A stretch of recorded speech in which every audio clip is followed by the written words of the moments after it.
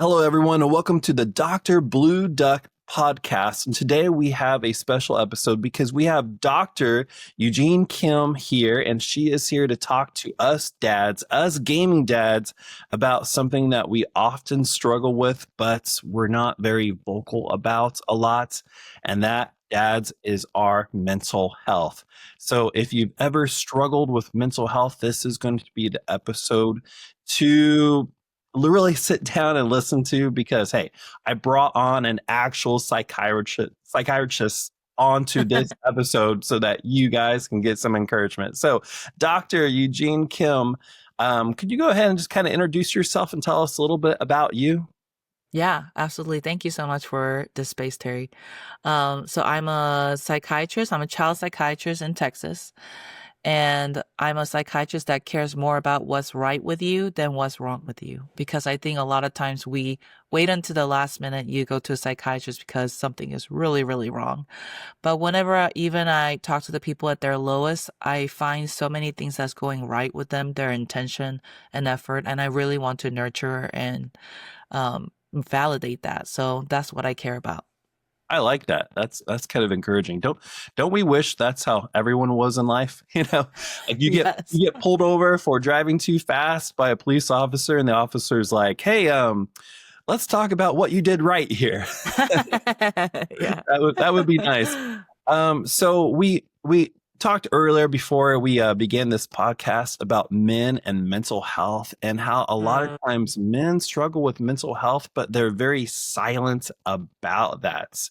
Can you talk maybe a little bit about what you have experienced men dealing with, maybe some of their struggles that you helped them through? I think men's mental health is definitely a buzzword right now, and I'm so glad that it is because I think healthy fathers, healthy uncles, healthy brothers is a backbone to our society. So I'm really glad that it's getting the spotlight. And I'm so glad that, for me, I think women generally are more in tune with their emotions and they can express it. They believe in social work.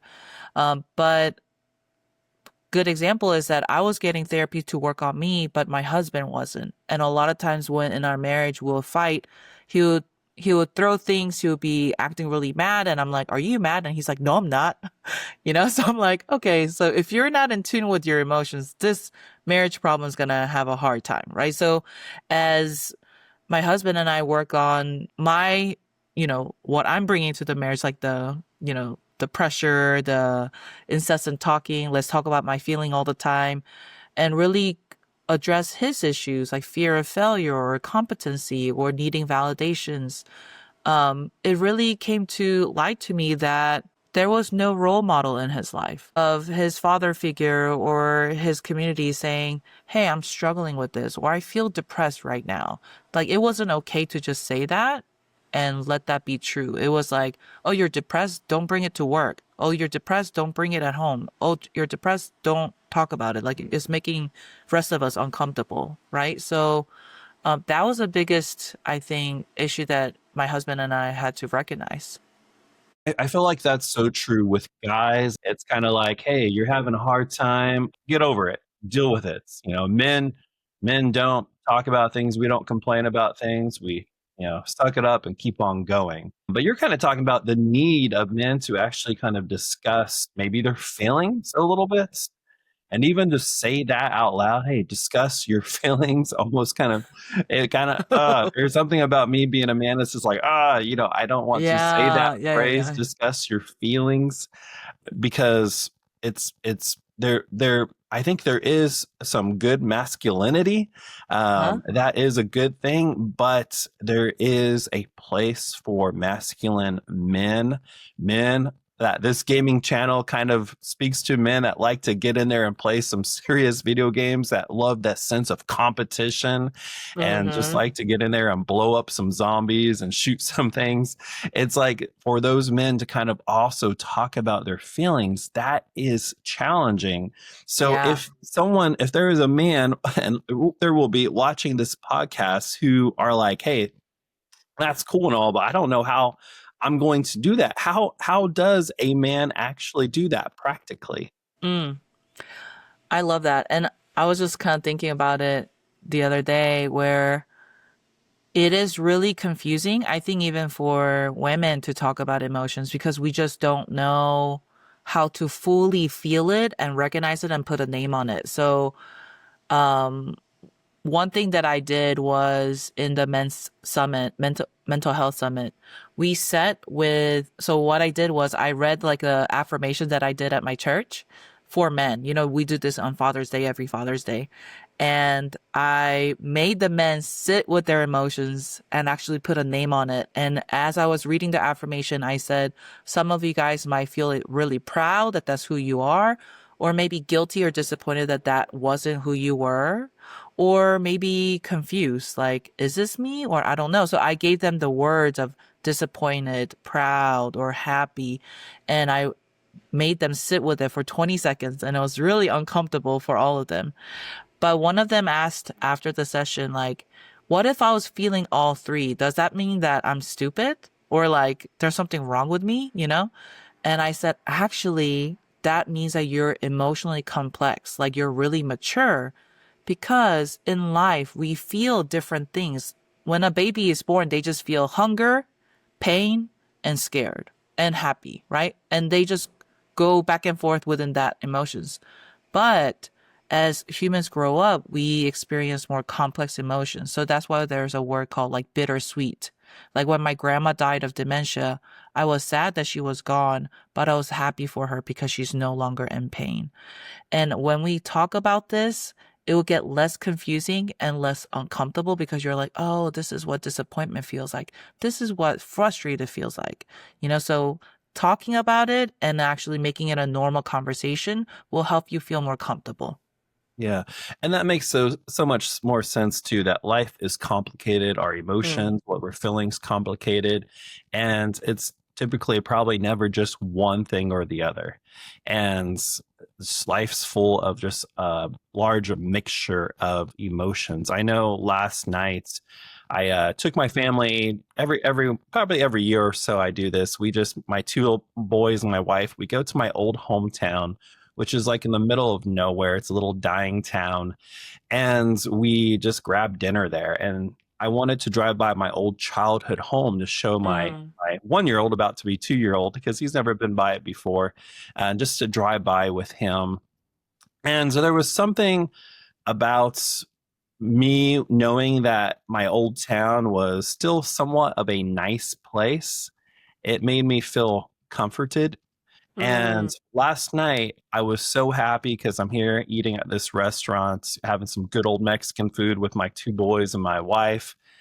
And we drove by my childhood home, and it was just pretty much utterly destroyed.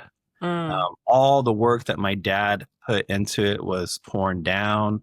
My playhouse in the backyard that my grandpa came and built was torn down. And all the houses there, most of them were abandoned. The town had just gone downhill. It was kind of trashy and dirty. And there was just something, I was dealing with multiple emotions. One was just Mm. like this sad depression that this great childhood I had, the home that I had, was utterly just destroyed. Yeah. And then this great joy and just like serene happiness that I'm here with my wife and two little boys. So it was just these two opposite emotions that were just kind of there at the same exact time, where Mm. it was kind of hard to even think about. Was it a good evening or was it kind of a sad evening? And I would say it was both. And Mm. I think that's kind of hard for a lot of men to process, that things are often both. Uh, Mm. things are often multiple emotions at once.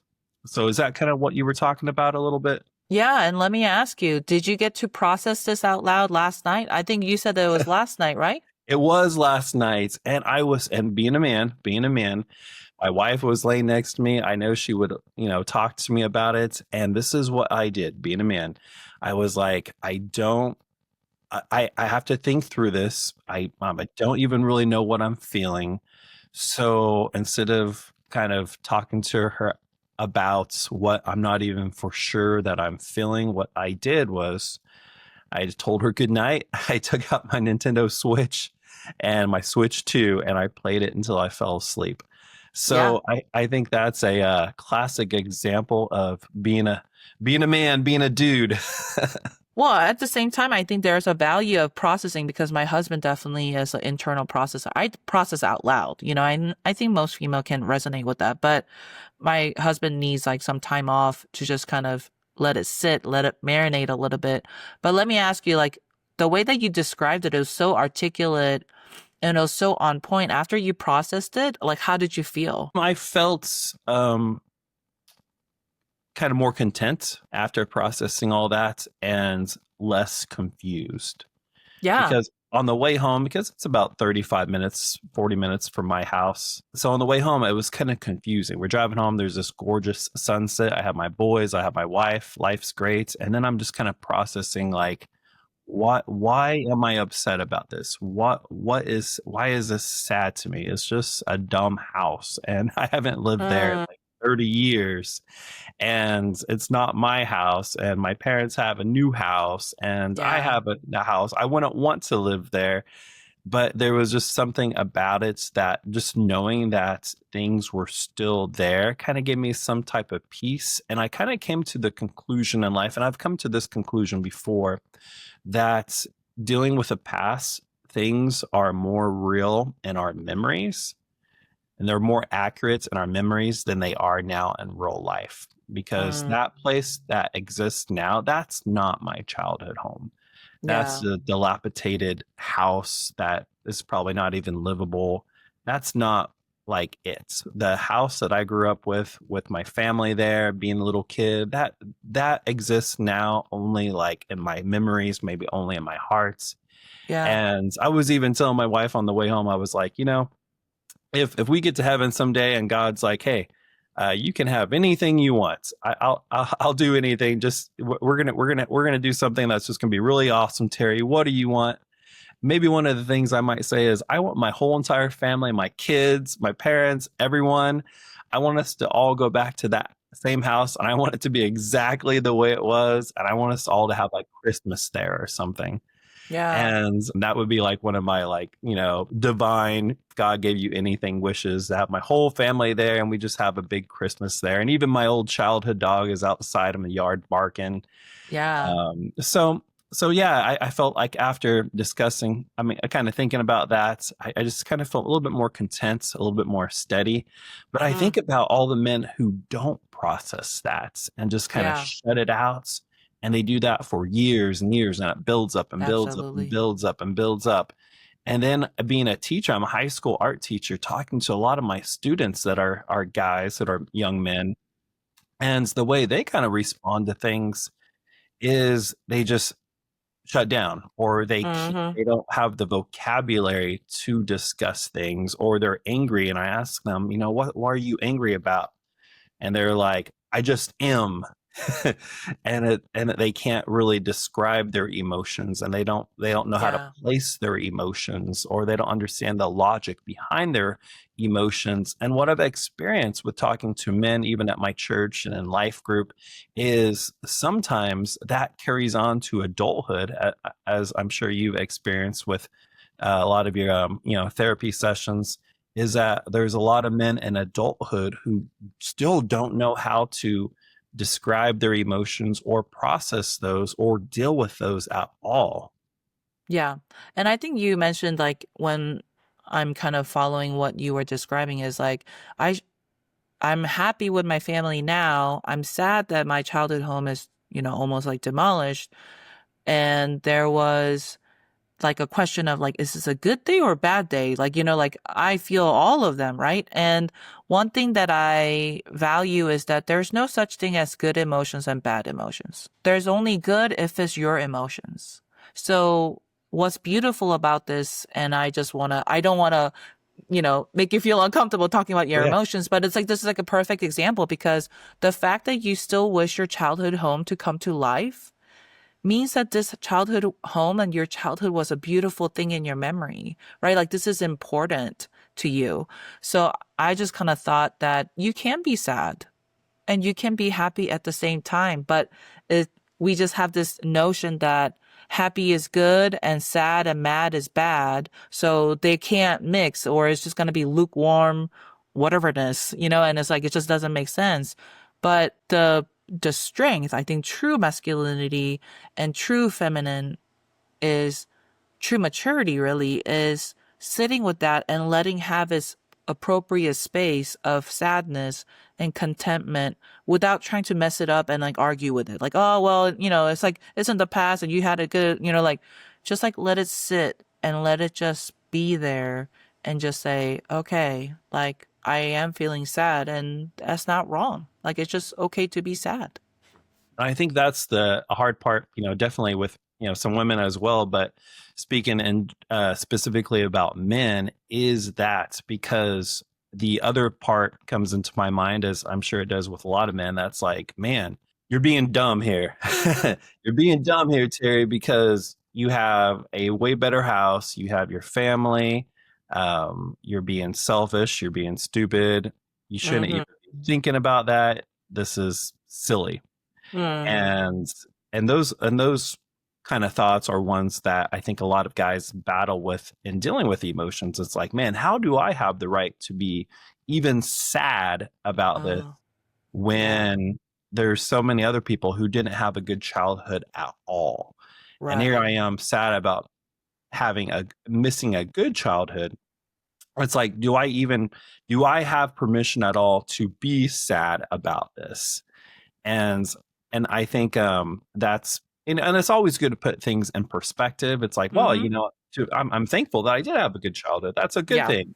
But Mm-hmm. at the same time, I think you're right. It is okay to be proportionately like kind of sad about that. I think there's a power in letting your emotions and your thought just have its place, because there's one time that I have two boys, and one of them, I think one of them was like 4, and I came back from daycare. He was like mad, throwing his backpack everywhere. She was like having a crappy evening. And when I asked, he said, like, my Lego blocks are poopy, and he was just like throwing stuff everywhere. And I was like, what happened? And then he said, during the daycare time, he tried to make the Lego blocks as high as possible, but it like won't work. And it was like always like falling apart, and it just really bothered him. Right. But as a mom, if I'm like, oh my gosh, you go to the daycare, like, why are you whining about this? You were safe, you were fed, like, what's wrong with you? You have friends. So do I quench his disappointment there because I put it in a relative terms, or do I empathize? Oh my gosh, like I said, what's going right is that you intended to build a tall tower block and you planned it through, you worked really hard, but it's not working out. I am so sorry that happened. But the tricky part is that we weren't raised like that. We were raised, oh, you got hit in the face? Why don't you hit back? Or why don't you turn the other cheek and be a better person? Or why don't you try to understand where they're coming from versus where you're coming from, right? Or, oh, you're sad about that? Like, that's nothing. Like, I had it worse. Yeah. Our parents like told us that. So then there's a question of what is, like, are my feelings and my thoughts legitimate? That was questioned to us all the time. So that's another layer of like, we have to kind of break through, is like, there's no way to measure if it's legit enough. It's just who you are right now and how you feel. Yeah. And that's so good too. And I know you're a Christian psychiatrist. Mm-hmm. So, and you do, Christian therapy as well. So it's kind of interesting to think about how God treats us. And one thing neat about being a Christian and praying to God is that God invites us to share our feelings and thoughts and emotions with Him as well, Mm-hmm. prayers. And I don't think when we're praying to our, you talked about, we use you as an example as a mother, or maybe Mm-hmm. people talking about fathers.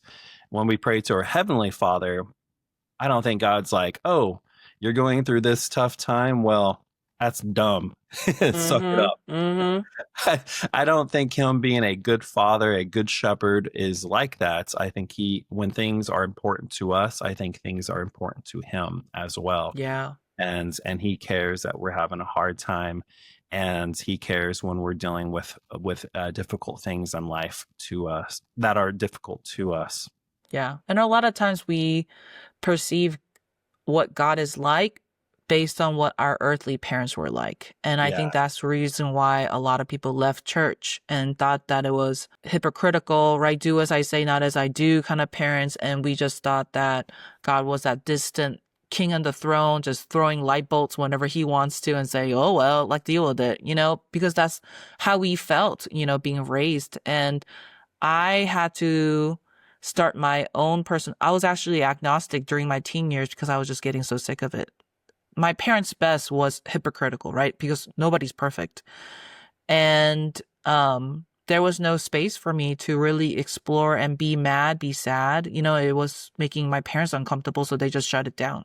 I was agnostic for a few years, but I had to come to my own personal relationship with God in a whole new way. And I was like, oh my gosh, like, he is like this. He did treat people like this, and he gave second chances, third chances, fourth chances.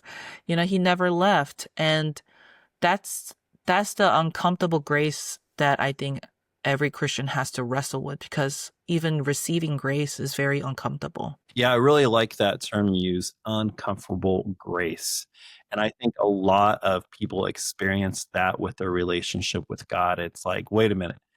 They're used to this earthly relationship we have with people where if you fail, maybe that person gives you a second chance or a third chance. Mm-hmm. And after that, boom, you're done. Mm-hmm. Mm-hmm. What's the saying? Like 1, 2, shame on you. 1, 2, 3, shame on me. You're gone. Mm-hmm. Mm-hmm. And it's that idea, and we expect that if you fail Mm-hmm. someone multiple times, yeah, you should get rid of me. That's how that's our expectation dealing with relationships. But God is so different, and it's a uncomfortable grace, because when we fail and we fail and we fail and we fail, he still loves us unconditionally. And Mm-hmm. that's sometimes a hard thing to come to grips with. It's a Yeah. uncomfortable grace because it's not natural to us, it's not normal to us.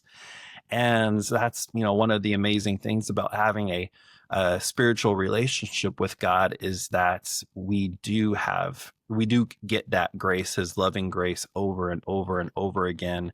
And like you're right, a lot of people relate that to their own experiences with their parents. And if they had Mm-hmm. amazing parents, I know I was really blessed and still do have amazing parents that have shown me grace in life and have shown me love over and over and over again.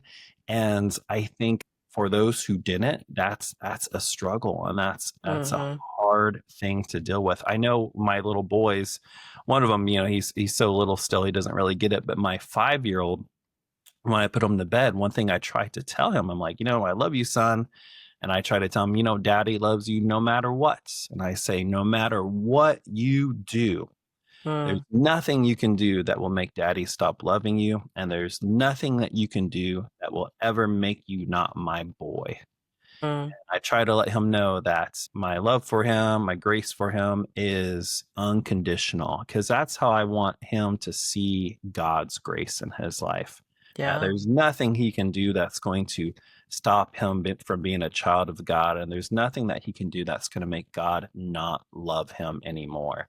And that's one purpose of this channel, is to help dads out there, specifically dads who like to game every once in a while and play a video game to unwind and relax and recharge, but to help dads out there be healthy and rested and recharged and mentally in a place where they have community and supports, so that they can be those dads, and those dads that aren't on edge all the time, and are like not those dads that scream at their kids when their kids make one mistake because they're just ready to fall off the edge in life, but dads that are graceful and loving and patient and calm and relaxed, and that can like feed words of life into their children and into their wife and into their family. Yeah.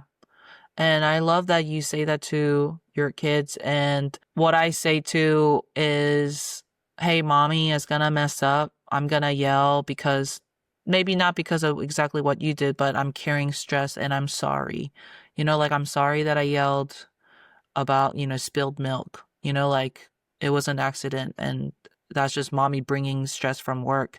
So it's like taking ownership over our mistakes and making that into a normal routine, because I don't know about you, but my parents had a really hard time saying sorry, because not that they were not sorry, but they didn't have the communication of expression of, hey, I'm sorry, because it was so uncomfortable. And what if I'm saying sorry for this one? That means that I can't say sorry multiple times. But I think family unit is so beautiful. And I think such a beautiful thing about our kids is that they're more like Jesus sometimes, because they show me unconditional forgiveness Yeah. more than I can. I sometimes say that they're the closest thing to God than us adults, because they're so pure, Yeah. pure of love. Yeah. And so forgiving too. Hmm. It's like our childlike faith, if we could be more like our children and how we treat people, how we forgive people, and how when their friends do something wrong to them, it's like, oh yeah, he did that to me yesterday, Yeah. but he said we're friends now, so we're friends. And it's Yeah. like, Yeah. oh, Yeah. wow, okay, so there's no grudges here. And they're like, no, he's my friend. And it's like, Yeah. that's so cool.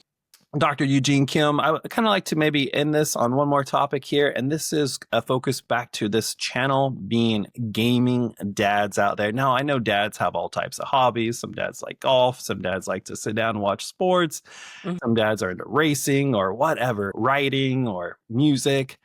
This channel is kind of specifically for dads who like gaming. And of course, with all hobbies in life, they can all be abused. And you've probably seen a lot Yeah. of them abused.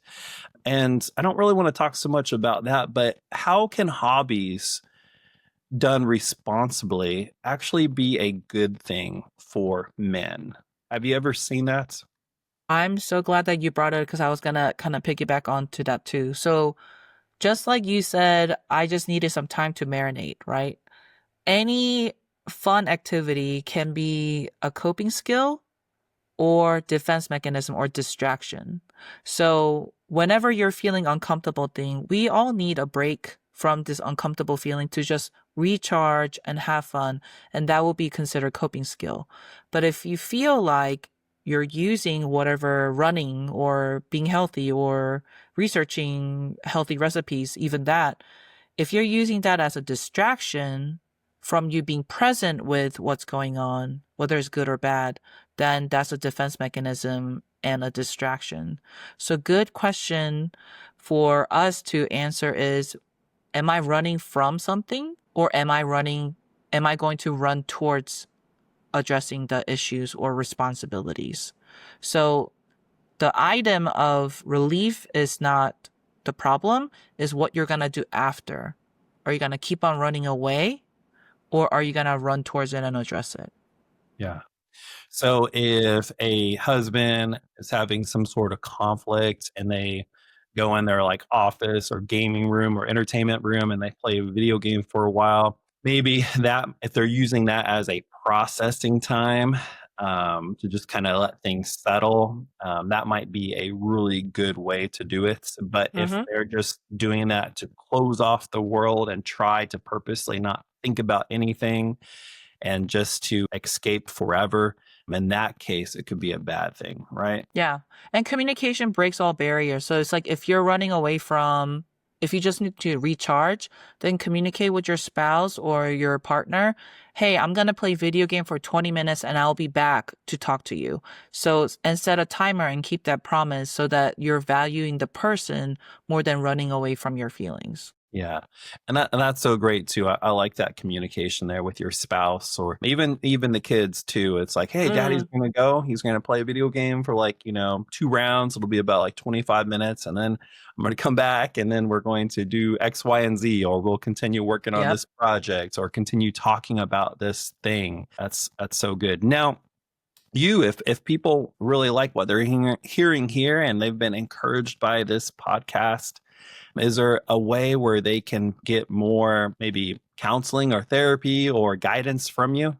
Yeah, absolutely. So I have a free webinar called How to Be More Present, Peaceful, and Poised Without Losing Your uh, Savings, Schedules, and Sanity. And That's a really fun workshop to kind of teach you what I was talking about. And I use my RPC method, reflect, protect, and connect, because I know that feelings can be really confusing and it's like a whole mumbo jumbo over here. And like, how do you dissect that? How do I compartmentalize that? And I have an online course that the workshop introduces, and it really guides you very short, 5 to 10 minute lesson at a time, so that you can really understand yourself and have that lingo that will help your marriage and your parenting skills. So it makes it less scary. Yeah. Well, that is great. And I'll go ahead and put a link below in the on our YouTube channel for that if you guys would check that out or interested in checking that out. And yeah, any last words here before we go, Dr. Eugene Kim? I think I want to say to all the gaming dads that I know that you're trying your best, and our best always changes, but I know that you're giving your best at this time. Like, I don't say, oh, get this workshop or, listen to my podcast, because you're not trying your best. I say that because you are, and I see you. Awesome. That is so great. And that really does reflect the guys in this community. And the dads in this community, they're the dads who are wanting to be better dads. They're the dads Yeah. that might have chosen the hobby of gaming because it's something they can do at home still with their family, where they don't have to go off far away for an entire day or multiple hours. So it truly is a group of dads here that do love their families, are trying their best, and so are, also gamers as well. So thank you so much for being on here and offering just a little bit of guidance here, a little bit of counseling, a little bit of encouragement. It's very much appreciated. And to all the gaming dads out there, as always, be kind, use your mind, and game on.